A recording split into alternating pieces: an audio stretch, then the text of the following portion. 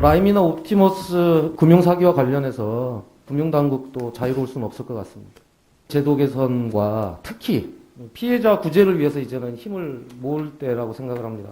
그런데 라임과 옵티머스와 비슷한 사례로 피해받는 다른 펀드 피해자들이 있어서 오늘 그 사례를 좀 소개해드리고자 합니다.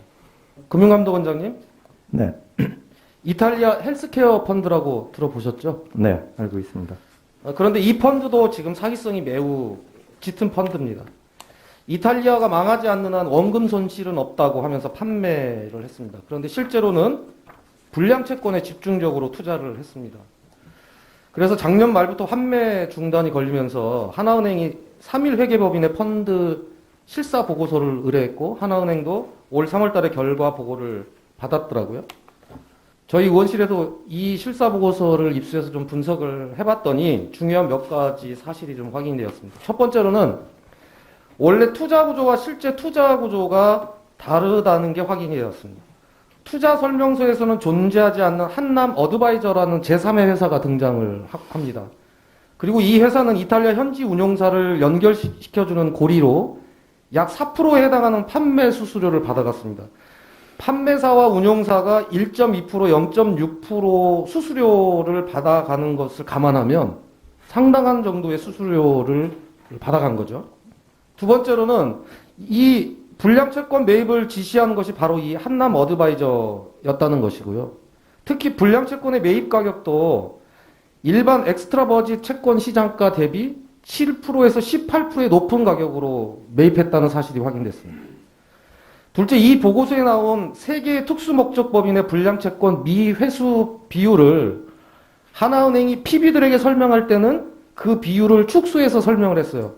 동시에 하나은행은 지금 현재 사적 화해를 시도하면서 사건을 축소하고 있는 상황이라고 저희들은 판단하고 있습니다. 마지막으로 이 펀드는 지난 3년간 하나은행이 판매사였는데 운영사는 무려 7곳이나 되고 있습니다. 말 그대로 하나은행이 OEM 한 것이 아닌가라고 하는 의심을 할 수밖에 없는 정황이 있는 거죠.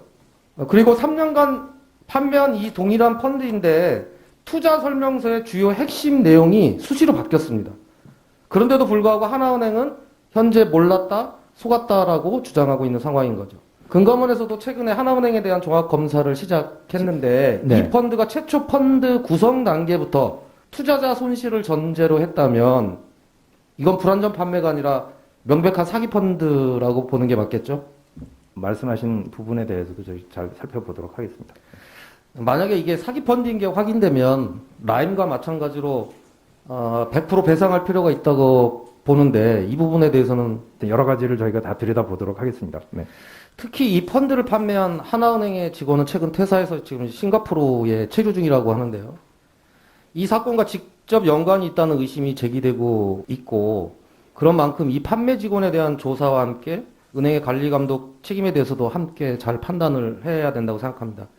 특히 이 직원이 팔았던 이탈리아 헬스케어 펀드 말고도 외국에 3,500억에 달하는 다른 펀드까지 같이 검사를 해야 할 거라고 생각을 하는데 이 부분에 대한 계획은 그 부분도 이 검사와 더불어서 함께 들여다볼 생각으로 있습니다.